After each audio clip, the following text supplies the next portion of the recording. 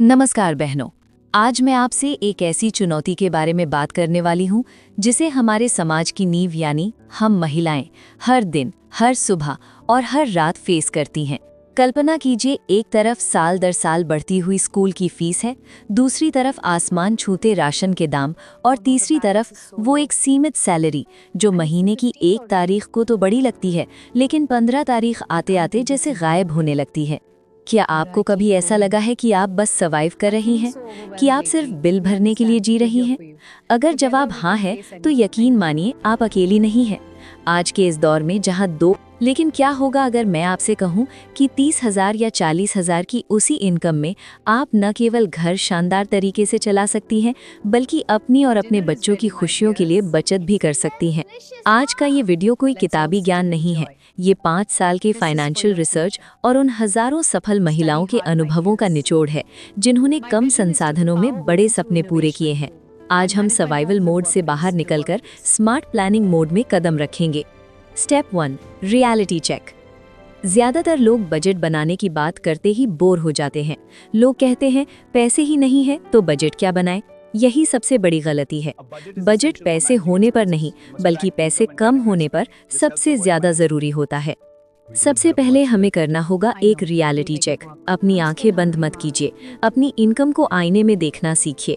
चाहे आपकी monthly income 25,000 हो या 50,000, सबसे पहले एक डायरी उठाइए। मान लीजिए आपके पति की सैलरी 30,000 रुपए है, लेकिन क्या आपको पता है कि इसके अलावा भी छोटी छोटी इनकम होती है जिसे हम अक्सर भूल जाते हैं? कोई पुरानी LIC की मैच्योरिटी, छोटा मोटा साइड बिजनेस या कहीं से मिला कोई बोनस। अगर सैलरी 30,000 है और साइड से 2,000 रुपए आ रहे हैं, तो आपका मानसिक माइंडसेट 32,000 रुपए का होना चाहिए। इसे एक कागज पर बड़े अक्षरों में लिख लें।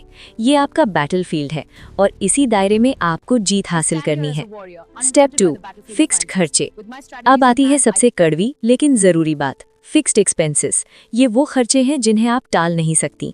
ये नॉन नेगोशिएबल हैं।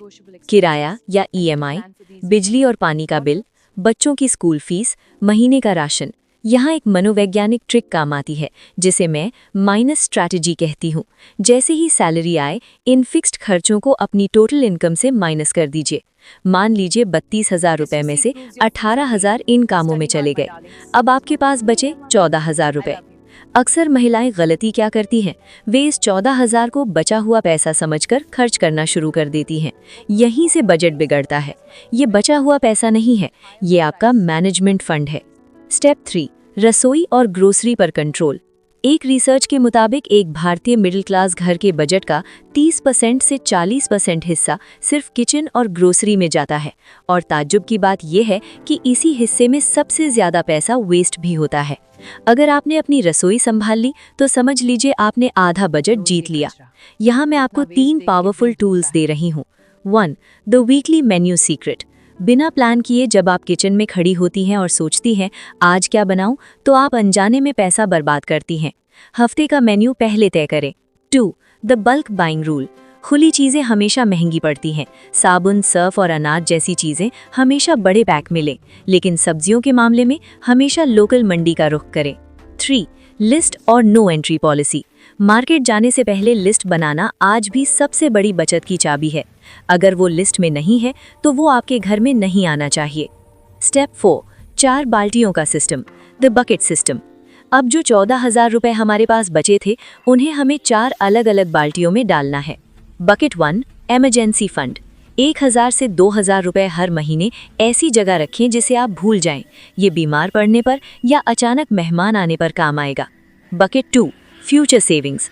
भले ही आप सिर्फ 500 रुपए बचाएं, लेकिन एक छोटी RD या SIP शुरू करें।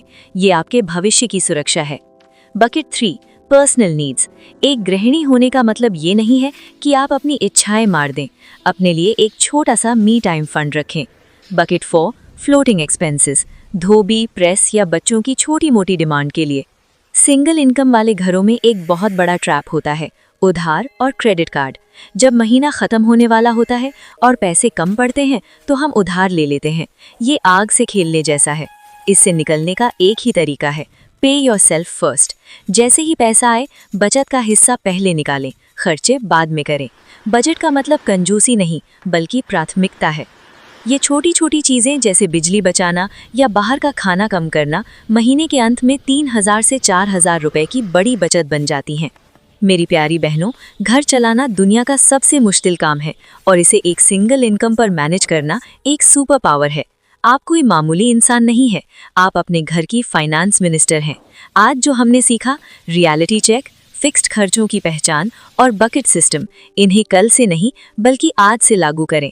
याद रखिए, शुरुआत हमेशा छोटी होती है लेकिन परिणाम बहुत बड़े होते हैं। अगर आपको ये वीडियो थोड़ा भी मददगार लगा हो तो इसे उन सहेलियों के साथ शेयर ज़रूर करें जो एक ही इनकम पर घर मैनेज कर रही हैं। आपकी एक शेयरिंग किसी के घर का तनाव कम कर सकती है। कमेंट सेक्शन में मुझे लिखकर बताइए कि आपके घर के बजट में सबसे ज़्यादा खर्च किस चीज़ पर होता है। मैं हर कमेंट पढ़ती हूँ और कोशिश करूँगी कि उस टॉपिक पर एक अलग वीडियो बनाऊँ। चैनल पर नए हैं तो सब्सक्राइब करना ना भूलें। मैं मिलूंगी आपसे अगले पावरफुल वीडियो में। तब तक के लिए अपना और अपने परिवार का ख्याल रखें।